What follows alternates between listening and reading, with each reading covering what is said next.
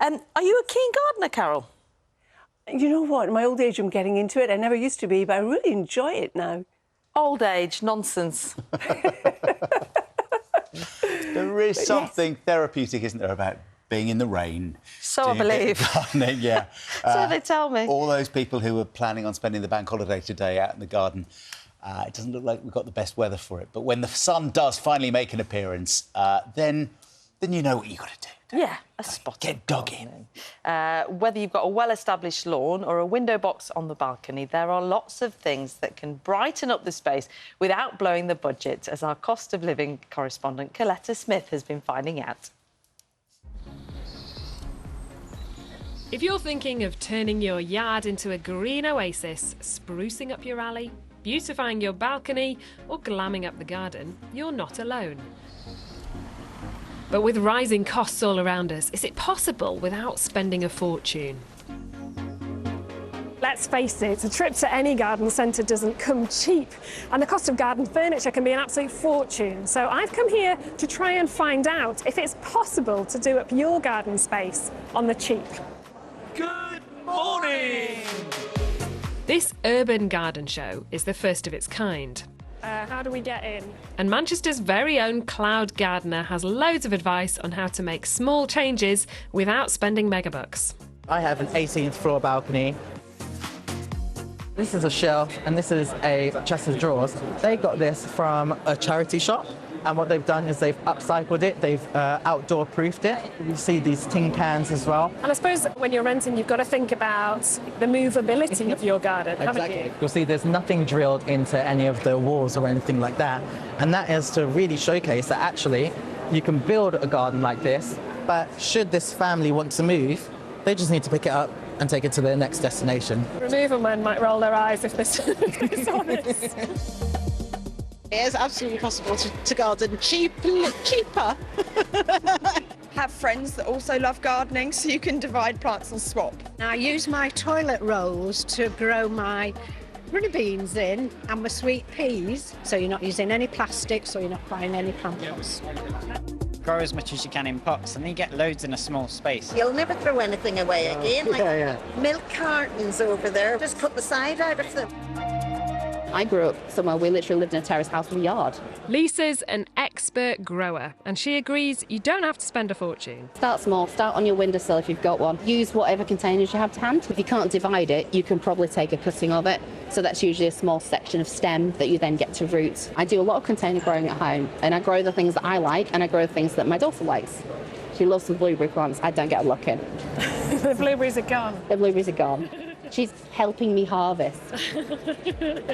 Gallium odata.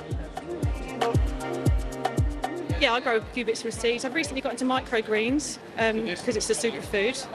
We come from the Channel Islands, so it's really expensive and we've only got a limited choice. So we upcycle as much as we can because we're on the low end of wage. It gives you a chance to be really creative with colour and scent and so many other things. I found that whenever I put myself in nature, I started to feel ambitious. One man who's experienced the importance of a green space is the rapper Tiny Temper. We bring the stars out, we bring the women and the cars and the cars. I grew up in southeast London, grew up in a sprawling council estate. When he was 12, the family moved house and Tiny had access to a garden for the first time. It just felt like liberation. Felt like we were just living in an environment that I was more able to thrive in. So maybe over the next few days you can carve out a little haven for yourself without spending a fortune. Coletta Smith, BBC News in Manchester. It's so interesting what Tiny Temper was saying there, because if you do have even a tiny bit of space, it's easy to take it for granted and think, oh, there's not enough to it to do something with it. But as he said, it just changed his whole outlook on life, moving to a house with a bit of green space. Bit of space, bit of freedom. Well, if you are keen to attract more wildlife, if you've got a bit of a garden, then one of the best ways, apparently, according to the Wildlife Trust, is to make a pond. It is something the BBC's climate editor Justin Rowlatt did 3 years ago. It's been thriving ever since. Let's catch up with Justin now. He's made that long trip to the bottom of his garden for us this morning. Thanks for putting in the effort on that commute, Justin. Oh yeah, tough commute this morning, all the way down to my pond here. And as you can see, I mean, one of the things is you don't need a huge amount of space to put a pond in. This is just over 1 metre long and less than 1 metre wide. You've got to dig it quite deep, so in winter the animals that will come there do have a place to shelter. But you can see it's a kind of little kind of, well, it's a pool of biodiversity, isn't it? And I'm joined by Pete Salter from the London Wildlife Trust. And you, Pete, are going to tell me what I've got in here, aren't you? Yeah, of course. Thank you for having me on this morning. I can already see it's teeming with tadpoles. It's full of life.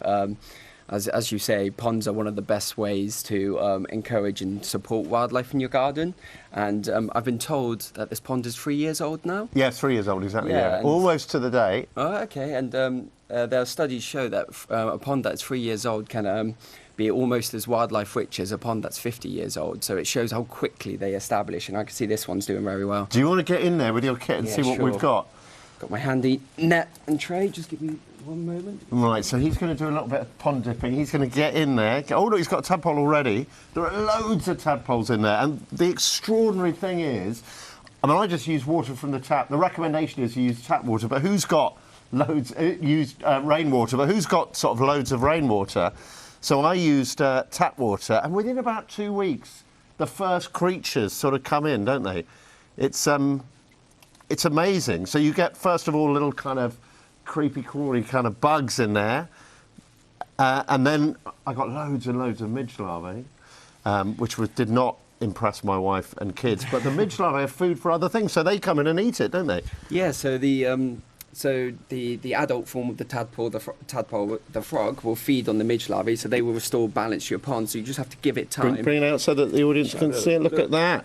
Look what he's found. That's about 2 dips, and he got all of this. Look at that. Full of them. So these guys here are what we call biphasic. So a frog will come along, discover this pond, lay its eggs in a big squishy clump, a jiggly clump, and these tadpoles that emerge that look completely different to their adult form. I can see some of them have already started to grow their legs. They've got little tiny legs. Yeah, that's amazing. So eventually these will transform into a frog and they will leave the pond.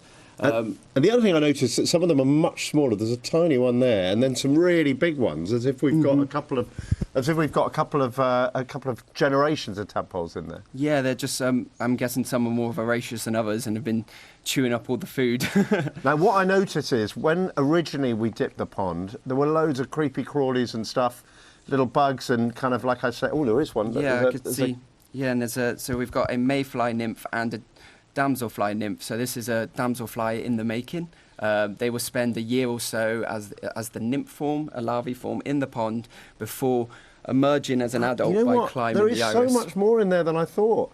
There are actually loads of them. When you look closely, and this is the thing with a pond, you can kind of stare into it. It's like entering another world, isn't it, Pete? Yeah, you just got to spend time, just take a moment. And then suddenly you realise there's loads and loads and loads of life there. And it is extraordinary how it comes in. For example, how do the frogs get into the pond? Because I've got a walled garden here. Yeah, so what's amazing about urban ponds in particular, they provide a network, so they're stepping stones for wildlife to move around. So I've been told there's a pond just in the garden next door. The old guy next door has a pond. Very likely that the frogs visit both, and they will climb this wall and over into the pond. I can see you've given them a helping hand by drilling a hole through the. That was pretty tough to do. Yeah, it's a big task. So yeah, it's amazing how quickly wildlife can find your pond. Sometimes within hours. Yeah, I mean, it's been, I can't tell you, for me and my wife, and the kids a little bit, not quite as much as us, sometimes you'd find us like on our knees just staring into the pond. It's so compelling. It's like there's a whole theatre playing out there of creatures and animals and these beautiful plants we've got. So I cannot recommend it highly enough. It's a fantastic way to bring biodiversity into your garden. Justin, just remind us, because I know we've talked about your pond a lot, it didn't cost an arm and a leg to establish, did it? Oh, I mean, you need a little bit of, a bit of your own sweat. You have to invest in it. So you dig the hole, you buy a liner, very easy to buy those. You can buy them from a local shop or online. Then you put water in. I did buy a little bit of gravel for it, and these plants are kind of native UK pond plants, which I bought online. Again, they were quite cheap. And after that, you know, nature looks after itself. And it's, you know, they aren't pets, but look, there is actually, you can see, oh, it's gone now. There was a frog at the back of the pond, and you kind of, they stick around. You know, I've sort of recognised the frogs in my pond. So you get this kind of drama playing out in your garden. It's absolutely, it's fantastic. I'm feeling inspired, Justin, to get cracking in our back garden. Thank you. If you at home are feeling inspired this morning, we'd love to see some pictures of where you've used a bit of space and hopefully little money to make a big change to your garden or your window box or something, you know, where you've kind of... Where you've been innovative, clever, maybe with your budget or with your space. Send your photos in. As we saw in Coletta's piece, there are clever ways of keeping prices down when it comes to gardening. It might just be a window box. But yeah, send your pictures in through all the usual means. It can make a big difference it really to can. your whole outlook. Right, it's coming. It's free to go out on the beach, build your sandcastles, go crabbing. So it's a great place to go for all budgets. Claire Flower from Beverly Holidays, thank you very much. There have so far been 77 confirmed cases of cryptosporidiosis, but people are asked to only contact health services if they have severe diarrhoea or their symptoms last more than 7 days. OK, Ben, thank you so much for this morning. Important message for businesses and for potential tourists, but it's also just for us been lovely to see those blue skies and the sunshine. You've got the place almost to yourself at the moment. Lucky man. Thank you. Yeah, enjoy the day. Thanks, Ben. It's lovely. It's almost time to say goodbye, but before we do, we've got some more garden pictures to share. So this is Lynn and Andy's colourful pond. It's been providing homes for the local frogs and newts for the last 7 years. That's in Berkshire. Yeah, we were talking about Justin Roller, our climate editor, who's created a little pond in his garden, talking about all the benefits, and you've sent us yours. Like Jill sent us this picture now. She doesn't just get help. Wow, that's good, isn't it? Doesn't just get help from the local, doesn't just help the local creatures in Milton Keynes.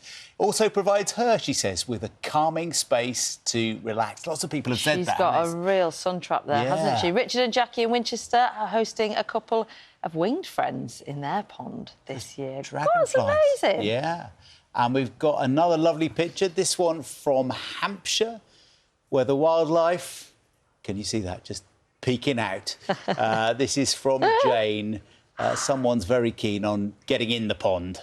Oh, and this is Peter's Pond in Warwickshire. This has been going strong for 15 years. You can see lots of big fish in there, regularly populated by thousands of tadpoles. Gorgeous. Yeah, and lots of you have been sending us tips as well about how you can have a pond dead easily, like using a tyre or an old sink or anything, just to get a bit of water, a bit of life. Nice and cheap, upcycling. That's it from breakfast. We're back.